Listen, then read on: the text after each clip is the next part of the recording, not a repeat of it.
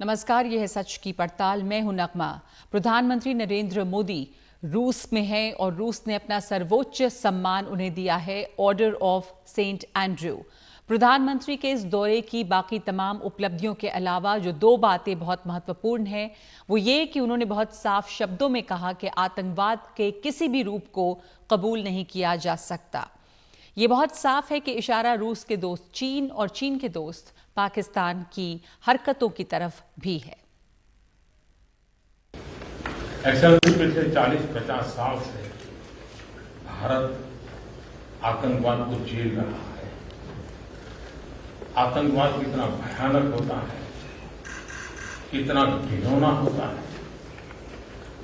तो हम 40 साल से भुगत रहे हैं। ऐसे में जब मॉस्को में आतंकवादी घटनाएं घटी, दागिस्तान में आतंकवाद की घटनाएं घटी, उसका दर्द कितना गहरा होगा इसकी मैं कल्पना करता हूं और मैं हर प्रकार के आतंकवाद की घोर निंदा करता हूं। और दूसरे, यूक्रेन युद्ध को लेकर प्रधानमंत्री मोदी की दो टूक टिप्पणी रही। ये साफ है कि उनके रूस दौरे पर यूक्रेन समेत तमाम देशों की बहुत गहरी नजर है। ज़ेलेंस्की ने इस दौरे की निंदा करते हुए अपनी तीखी प्रतिक्रिया भी दी। पुतिन से द्विपक्षीय बातचीत में प्रधानमंत्री मोदी ने साफ कहा कि युद्ध का कुछ भी हासिल नहीं, बंदूकों और बमों से कुछ नहीं मिलता। एक्सेलेंसी, एक मित्र के नाते मैंने हमेशा कहा है कि हमारी भावी पीढ़ी के उज्जवल भविष्य के लिए शांति सर्वाधिक आवश्यक है, लेकिन मैं ये भी जानता हूं कि युद्ध के मैदान में समाधान संभव नहीं होते। बम, बंदूक और गोलियों के बीच समाधान और शांति वार्ताएं सफल नहीं होती हैं और हमने वार्ता के माध्यम से ही शांति के रास्ते अपनाने होंगे। और प्रधानमंत्री के इस रूस दौरे ने उन परिवारों के लिए भी बहुत बड़ी उम्मीद जगाई है जिनके लोग जाने अनजाने इस युद्ध की चपेट में आ गए। इस साल के शुरुआत में ये खबरें आने लगी कि नौकरी के नाम पर भारतीयों को रूस ले जाया जा रहा है और उन्हें जबरन सेना में भर्ती कर दिया जा रहा है। फरवरी में अलग अलग अखबारों में ये खबरें आती रहीं कि बीते एक साल में 100 से ज्यादा भारतीयों का मामला सामने आया है जिन्हें रूसी सेना ने सहायकों की तरह नियुक्त किया और इन्हें महीने के 1.5 लाख रुपए के वेतन पर नियुक्त किया गया। एक एजेंट के मुताबिक उनके काम के खतरे को लेकर भी उन्हें जानकारी दी गई, लेकिन भारतीयों का आरोप है कि उन्हें एजेंट्स ने गुमराह किया, उन्हें जबरन यूक्रेन युद्ध के मोर्चे पर भेजा गया और उनके पासपोर्ट और दस्तावेज उनसे छीन लिए गए। यानी कि वापस लौटने का कोई रास्ता ही नहीं उनके पास बचा, उन्हें इजाजत ही नहीं दी गई। तो धीरे धीरे ये बात सामने आई कि इस जंग में कुछ भारतीयों की मौत भी हो गई है और कुछ लापता हैं। अब अच्छी खबर ये है कि प्रधानमंत्री मोदी के मौजूदा दौरे में ये मुद्दा उठा है और इन भारतीयों की वापसी की उम्मीद कुछ और मजबूत हुई है। Prime Minister strongly raised the issue of early discharge of Indian nationals who have been misled into the service of the Russian army. This was taken up strongly by the Prime Minister, and the Russian side promised early discharge of all Indian nationals from the service of the Russian army. तो भारतीयों के जल्दी वापसी की उम्मीद है और इस पूरी प्रक्रिया पर शुरू से नजर भी थी। इस बारे में और जानकारी दे रही हैं मॉस्को में मौजूद हमारी सहयोगी वसुधा वेणुगोपाल।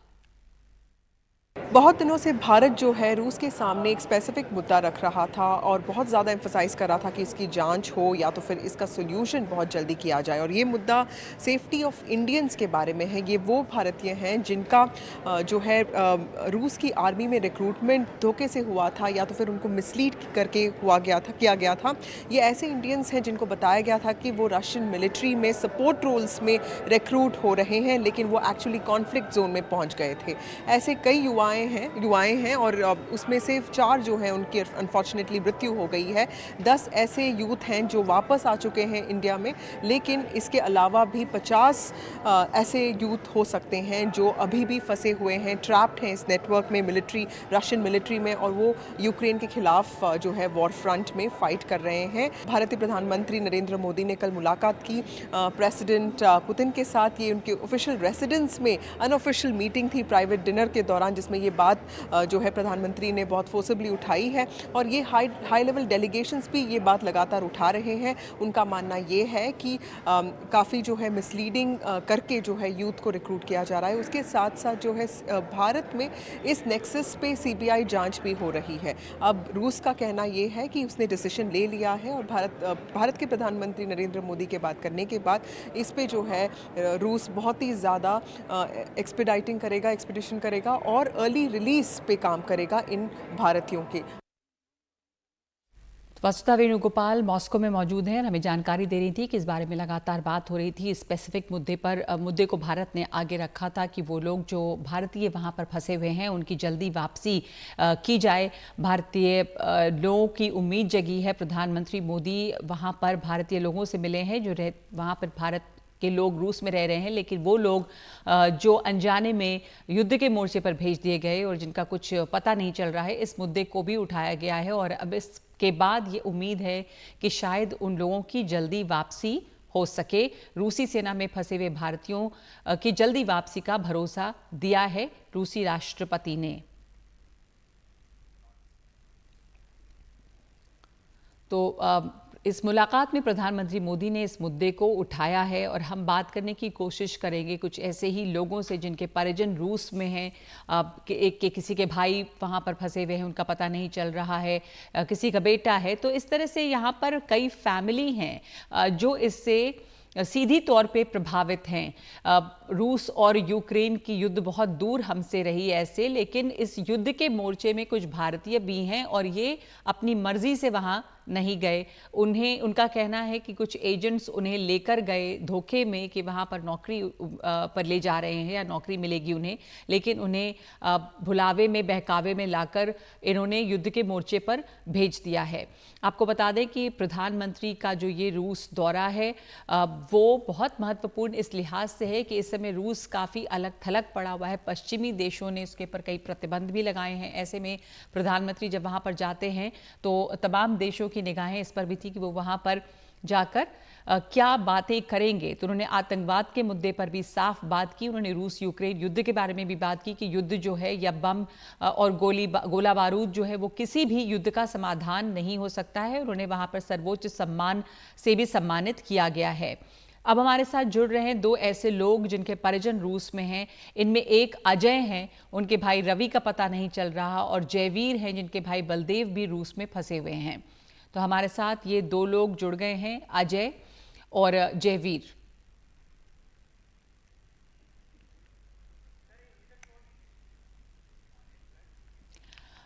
अजय और जयवीर हमारे साथ में हैं। अजय, आपके भाई वहां पर कब गए थे, कैसे गए थे, ये भी बताइएगा कि आप लोगों की आखिरी बार उनसे बात कब हुई थी, क्या कोई भी जानकारी आपको है उनके बारे में? अब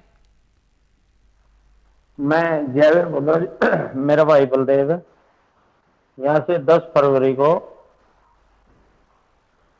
अभी यहाँ से 10 फरवरी को गया था। 10 फरवरी को जाने के बाद उसने वहाँ पे 10-15 दिन ट्रेनिंग पे रखा।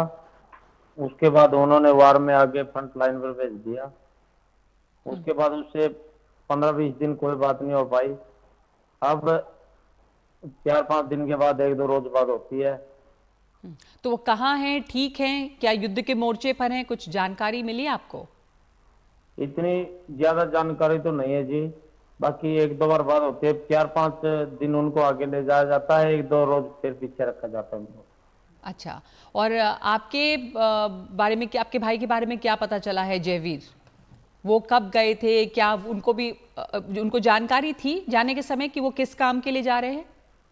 नहीं, उसको उस टाइम पे जाने के टाइम ये जानकारी नहीं थी जी भाई उनको आगे वार में ले जाएगा, युद्ध में ले जाएगा। उनको यहाँ से बोला गया था भाई उनसे हेल्पिंग का काम करवाया जाएगा। रूस में कोई हेल्पिंग के काम के लिए उनको ले जाया गया था। ठीक है, और आपके साथ में हमारे साथ एक और मेहमान जुड़े हुए हैं, जयवीर के भाई जो हैं बलदेव, वो भी रूस में फंसे हैं। जयवीर, आप सुन पा रहे हैं मुझे? हाँ जी, हाँ जी, सुन और पा रहे अजय हैं। जी, आप सुन पा रहे हैं मुझे? अजय, तो आपके जो भाई हैं रवि, वो भी क्या इनके साथ साथ ही गए थे, बलदेव के साथ ही गए थे, या क्या उनको कोई जानकारी थी, उनसे कोई संपर्क हुआ है अब आप लोगों का? नहीं जी, मतलब रवि वो इनसे पहले गया था, 13 जनवरी को गया था यहाँ से। हम्म। तो वो क्या काम तो करने के मतलब लिए, उसका बार किसके थ्रू गए थे? किसी एजेंट के थ्रू गए थे? क्या बताया गया था उनको कि किस लिए जा रहे हैं? हाँ जी, एजेंट के थ्रू गया था जी वो, मतलब उसको ट्रांसपोर्ट के लिए बोला गया था यहाँ से। तो आप लोगों की कोई बात हुई है? क्या पता चल रहा है कि वो कहाँ है, क्या काम कर रहे हैं वहाँ? नहीं जी, मतलब 12 मार्च के बाद तो उसका कोई संपर्क नहीं आया उसका, मतलब यहाँ से जाने के बाद 10 दिन बाद हमारी कोई बात नहीं हुई उनसे। तो मतलब फिर देखा तो मतलब वो आर्मी की वर्दी में था और उससे 1 साल का कॉन्ट्रैक्ट साइन करवा रखा था। तो आप लोगों ने क्या कोशिश इसके लिए की है पहले कि वो वापस आ जाएं? क्या उनको मुश्किल आ रही है वापस आने में? जब भी आपकी आखिरी बार बात हुई होगी तो क्या बताया उन्होंने, वापस लौटना चाहते हैं? हाँ जी, वो तो उसने मतलब जो पहली बार फ्रंट लाइन पे गया था वो 6 मार्च को गया था, उसने तब भी बोला था कि मतलब हमको मतलब जितने भी हमारे गांव के लड़के हैं या इंडिया के हैं उनको सभी मतलब इंडिया वापस करा जाए। और जो पहले हमने पहले भी बहुत सी चिट्ठियां लिखी है, जैसे विदेश मंत्री जयशंकर प्रसाद और पीएम मोदी को भी, लेकिन इन पे मतलब आश्वासन तो बढ़िया दिया गया लेकिन इन पे ठोस कदम नहीं उठाया गया। वो वहां से लौटना चाहते हैं? हाँ जी, बिल्कुल। तो लौटने में क्या मुश्किल आती है? उनके पास उनका पासपोर्ट वगैरह नहीं है? मतलब जी उनके पास जो उनका पासपोर्ट वगैरह था वो पीछे छीन लिया गया था, फोन वगैरह उनका उनके पास कोई नहीं था। जो बंदा लोग छुप के मतलब जो वहाँ पे फोन रखता उनसे कांटेक्ट होता था। और 12 मार्च के बाद तो उनसे मतलब रवि से तो कोई कांटेक्ट नहीं हो रहा है। अब प्रधानमंत्री वहां पर गए हैं, भारत के प्रधानमंत्री नरेंद्र मोदी, और उन्होंने इस बात को भी उठाया है कि हमारे लोग जो यहाँ पर फंसे हुए हैं और युद्ध में आकर फंस गए हैं, उनकी वापसी होनी चाहिए, और आश्वासन, ऐसा भरोसा दिलाया गया है कि जल्दी वापसी होगी। आपको ये खबर हम देना चाहते हैं, आप लोगों ने सुना इस बारे में? हाँ जी, हमें पता चला कि 8 जुलाई को मतलब नरेंद्र मोदी रशिया में पहुंचे हैं। तो उनसे भी हमारी गुहार ये है कि हमारे जितने भी इंडिया के या हमारे गांव के लड़के हैं उनको वापसी इंडिया लाया जाए। तो इससे, अब आपने ये खबर सुनी, इसके बाद में आप लोगों की उम्मीद बढ़ी है, गांव में और लोगों को भी जानकारी हुई होगी। ये एक अच्छी बात है, आपको उम्मीद इससे बढ़ रही है कि लौट पाएंगे आपके लोग वहां से? देखो जी, मेरे भाई का तो मतलब कोई भी पता नहीं है 12 मार्च के बाद, मतलब जिंदा है या डेथ हो चुकी है उसकी, मतलब उसका तो कोई कांटेक्ट नहीं है हमारे पास।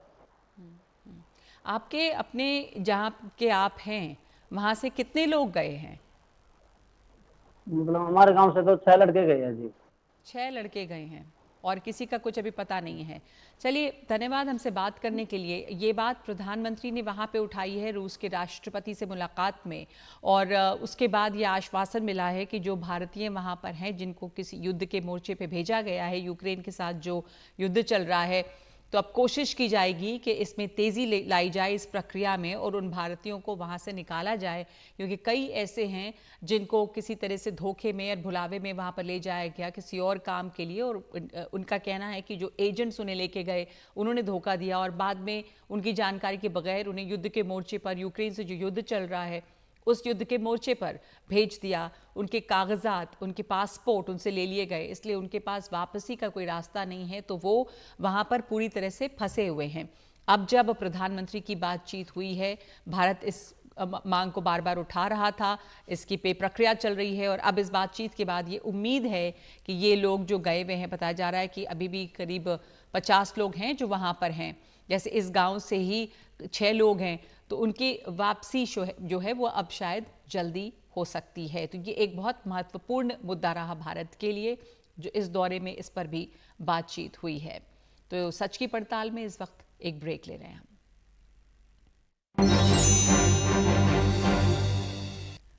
प्रधानमंत्री नरेंद्र मोदी अपने 2 दिन के कामयाब रूस दौरे के बाद अब निकल गए हैं वहां से और कुछ ही देर पहले वो ऑस्ट्रिया के लिए रवाना हो रहे हैं। वो इस दौरे में उन्होंने आतंकवाद और युद्ध पर कई ज़रूरी बातें कही हैं। आप देख रहे हैं तस्वीरें प्रधानमंत्री नरेंद्र मोदी की मॉस्को से वो निकलकर अब ऑस्ट्रिया के लिए रवाना हुए हैं। 2 दिन का दौरा था उनका रूस का।